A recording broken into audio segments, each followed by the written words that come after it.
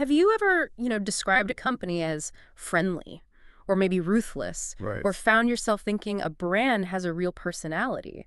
It's something we seem to do almost without thinking. We do. And what if that's not just like a figure of speech? Exactly. What if it points to something deeper about how organizations actually work and how we connect with them? That's really the core idea. Hmm. Organizations aren't just these faceless structures. They're dynamic social things. Yeah. And much like people, they show these distinct patterns of behavior, even emotions and identities. It's a pretty wild idea when you stop and think about it, that there's a who behind the what. Hmm. And that's exactly what we're going to dig into in this deep dive.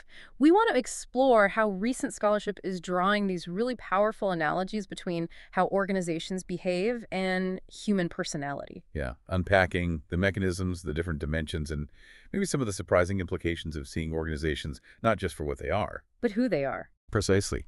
And this deep dive, it's built from a pretty comprehensive report that pulls together different theories on anthropomorphism, Okay. looks at the psychological drivers, and also tackles the big role of leadership and culture in shaping these collected traits. It might just change how you see companies. All right, let's get into it. If we're comparing companies to people, where do we even start? What's the fundamental idea here? Well, the core concept is something called anthropomorphism. Okay, anthropomorphism. Yeah, it's basically our natural, almost automatic tendency to give human characteristics to non-human things. Like a kid giving their teddy bear a name and feelings. Right, I get that. And this isn't just like a childish thing. Yeah. It's a fundamental way we make sense of the world around us. And it applies really strongly to how we see organizations.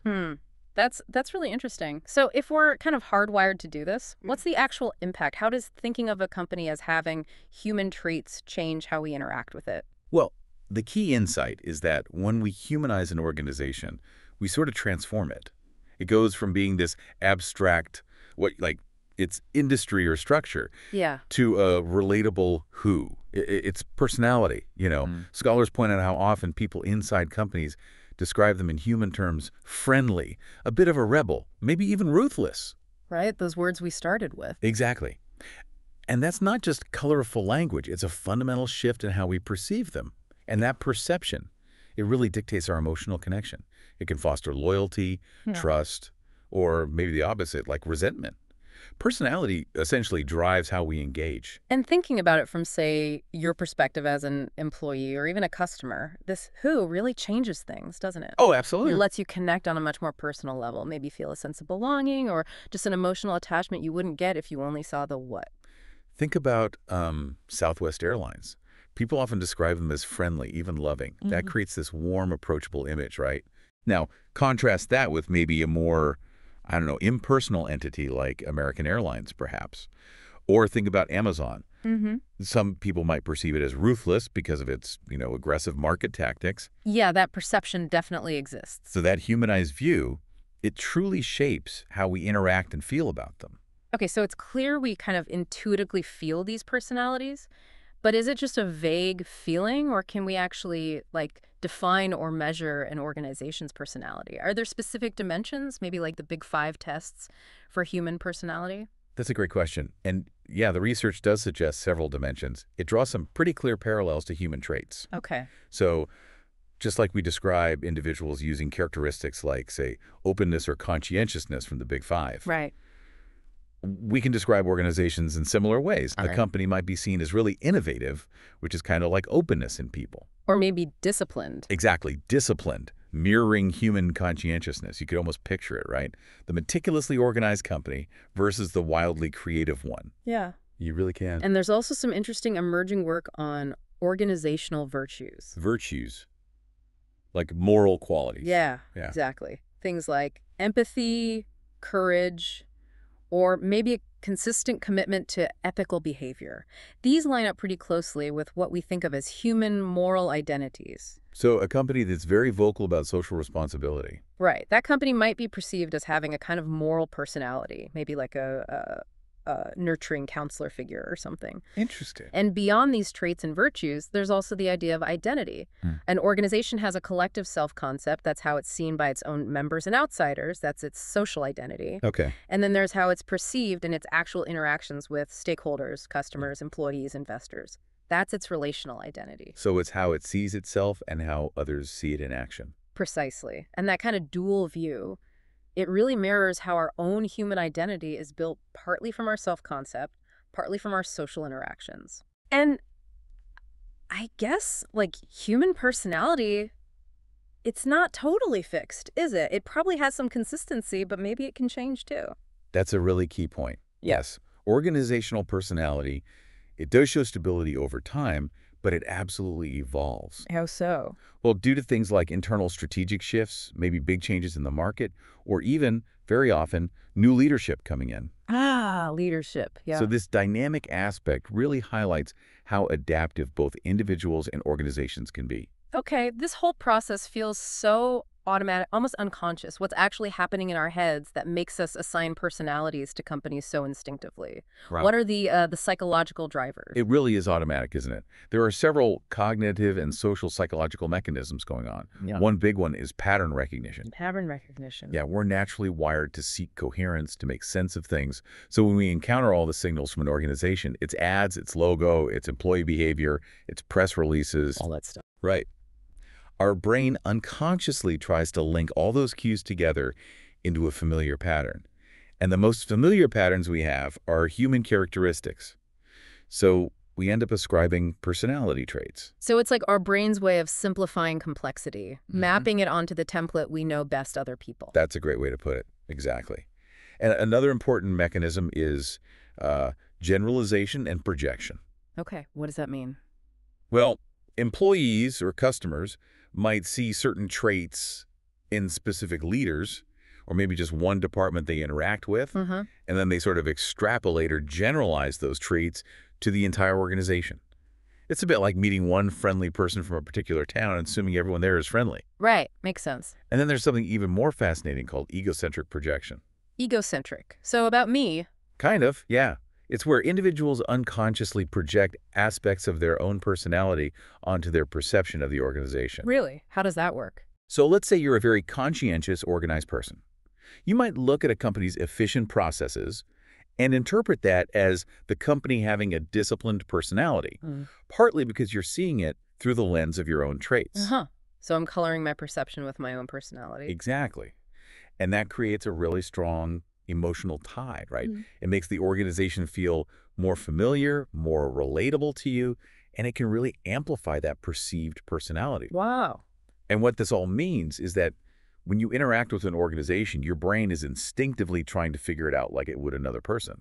You start applying those interpersonal rules, expectations about fairness, reciprocity, trust. Yeah, you expect them to behave in certain ways. Precisely. Yeah. And that deeply affects how engaged you feel, your psychological commitment, everything. Okay, given all that, especially the generalization part, how much does leadership actually influence an organization's personality? I mean, the CEO is often the face of the company, right? Yeah. Oh, hugely influential. Leaders, especially the top management team and the CEO, they play a really pivotal role. Their own personal traits, the values they talk about and demonstrate, they actively craft the organization's public persona. They set the tone. They really do. And in some cases, a leader's own, say, narcissistic tendencies can lead to something called narcissistic organizational identification. Narcissistic organizational identification? That sounds intense. It is. It's where the organization basically becomes perceived, both internally and externally, as an extension of that one single dominant personality. So the company literally starts to feel like a reflection of that one person at the top. Yeah, pretty much. Wow, that sounds like it could be incredibly powerful, but maybe risky too. Absolutely. It's definitely a double-edged sword. It can be a strength if that leader projects, ambition, resilience, charisma.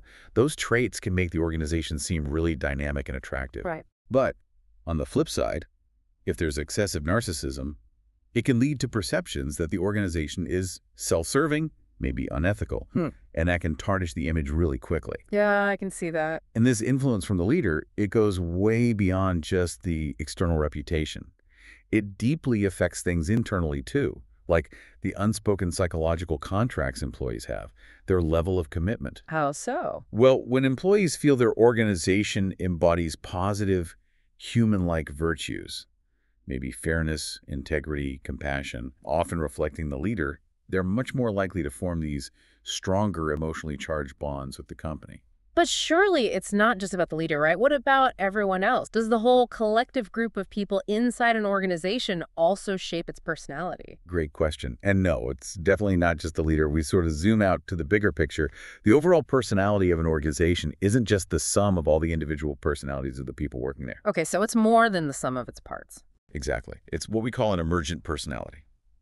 It arises from all those complex interactions between people, their shared experiences over time, the stories they tell, the collective narratives. So it bubbles up from the interactions. Right. And this emergent personality, it's dynamic. It reflects both the diversity of all the individuals, but also the sort of convergent social norms, the shared ways of doing things that evolve over time within the group. That makes sense. It's like a unique blend that forms organically. Precisely. And actually, this leads us right to organizational culture. Culture is very often thought of as the personality of the organization. Okay, culture as personality. How does that connection work? Well, culture basically encapsulates all those shared values, the norms, the underlying assumptions about how things should be done. The way we do things around here. That's exactly it. And just like a human personality develops over a lifetime through experiences, organizational culture develops over time too. Hmm.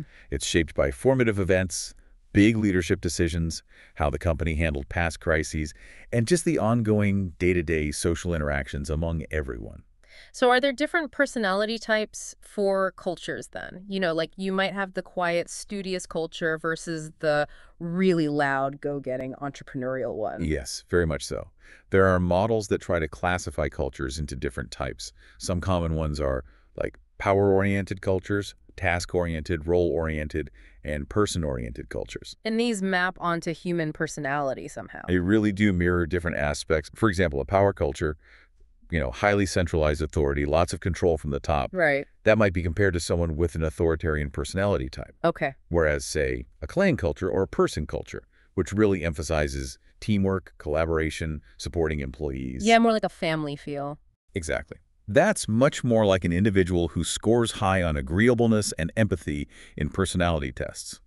And using these kinds of analogies really helps managers and researchers understand how these deep cultural factors influence everything from decision-making styles to communication patterns. Okay, this connection is getting clearer. So if we see organizations as having these personalities and cultures, it means our emotional responses to them must be pretty similar to how we respond to actual people, right? That's one of the most compelling parts of this whole idea, I think. Like, if a company makes a huge mistake, do we feel betrayed in the same way we might if a close friend let us down? That's a perfect way to think about it, yes. When we view an organization as having a human-like personality, we automatically start applying the same kinds of expectations and social rules we use in our everyday interpersonal relationships. What kind of rules? Fundamental ones. Norms of reciprocity. I do something for you, you do something for me. Expectations of fairness, empathy, and even, importantly, moral accountability. We hold them responsible in a similar way. So that explains why, say, a really heartfelt apology from a company can feel so different from just a dry corporate press release. Absolutely. It lands differently because it feels like it's coming from a person who understands they messed up. Right. An organization that's been anthropomorphized as, say, friendly or caring, it's much more likely to evoke positive feelings like pride, loyalty, even sympathy from us if it hits a rough patch. You might root for them. Yeah, you might. Right. But conversely, an organization that's perceived as cold or ruthless or maybe arrogant, that perception can trigger much stronger negative emotional reactions if they stumble. Things like blame, anger, deep distrust, this whole pattern of social reactivity, it just perfectly parallels how we respond to the perceived personality traits we see in our personal relationships. Okay, so wrapping our heads around all this, what does it actually mean for how organizations should be managed? Or how they should communicate with the world? What are the sort of strategic takeaways here? Well, the implications are pretty profound, actually, both for strategy and for communication. When leaders consciously and deliberately try to shape their organization's personality How do they do that? through their strategic decisions, the kind of public communications they put out, their internal policies, the employee experience they create. When they do all that intentionally, they're basically engaging in a process that's really analogous to personal branding for an individual. Ah, like crafting an image, a persona. Exactly. It's about cultivating an authentic self for the organization, or at least, a carefully cultivated one that resonates. And I assume there are benefits to getting that right. Oh, definitely. Yeah.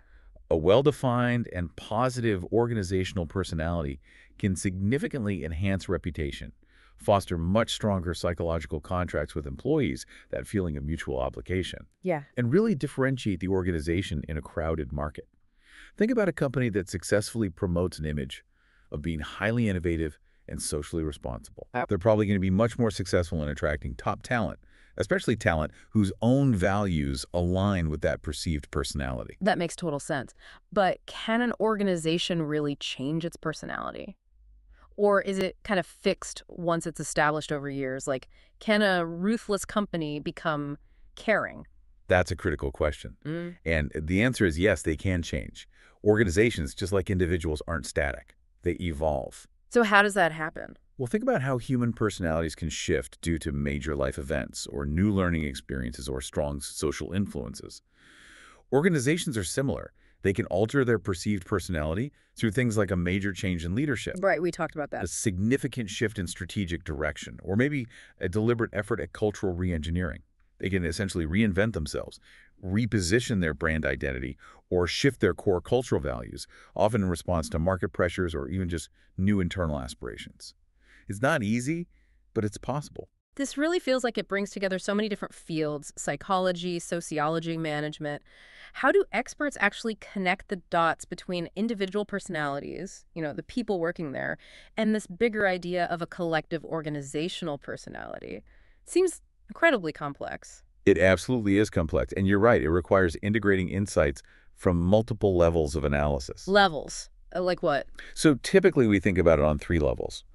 At micro level, you have the individual personality traits of the employees and the leaders, things like the big five traits we mentioned, shaping their daily interactions. Okay, the individual people. Then, at the meso level, group level, you see a collective identity start to emerge.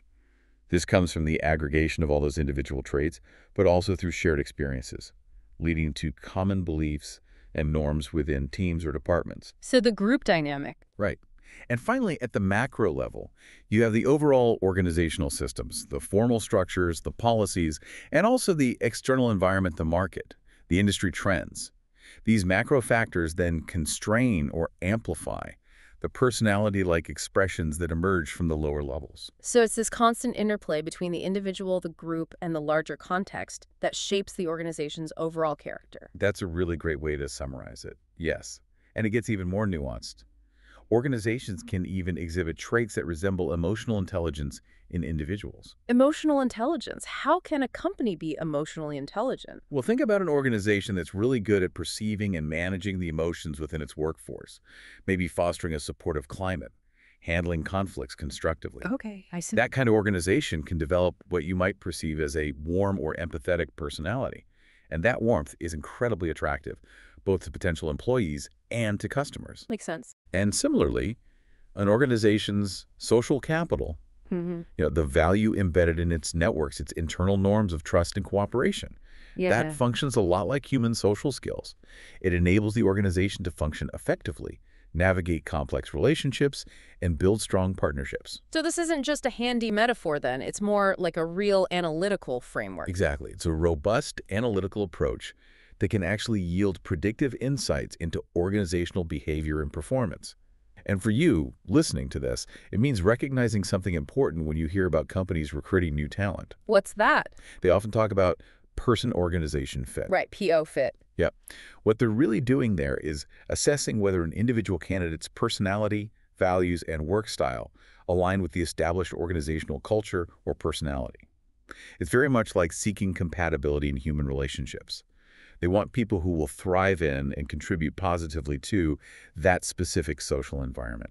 Wow, okay. We have covered a lot of ground here. We've journeyed through this really fascinating idea that organizations act a lot like human personalities, Mm, from understanding anthropomorphism and that crucial difference between the what and the who right. to the huge influence of leadership, how these collective traits emerge, and all those strategic implications. It really does seem clear that organizations are so much more than just, buildings and org charts. They really are. They Yeah. feel like living, adapting entities with these distinct characters. It's definitely a powerful lens to view the corporate world through. Understanding this organizational personality idea isn't just like an academic thought experiment. No, not at all. It Yeah. feels like a genuinely practical tool for anyone who interacts with organizations, employees, customers, investors, anyone. So, maybe a final thought for everyone listening. Next time you interact with a company, whether you're buying something, applying for a job, or just seeing their name in the news, take a second and consider, what kind of personality do you perceive it to have? Is it friendly, innovative, arrogant, ruthless, caring? Yeah, what's your gut feeling about its character? Exactly. And then maybe think about how that perception and perhaps the way the company is deliberately shaping that personality might be influencing not just your own feelings and decisions, but maybe even the organization's overall success or failure in the world.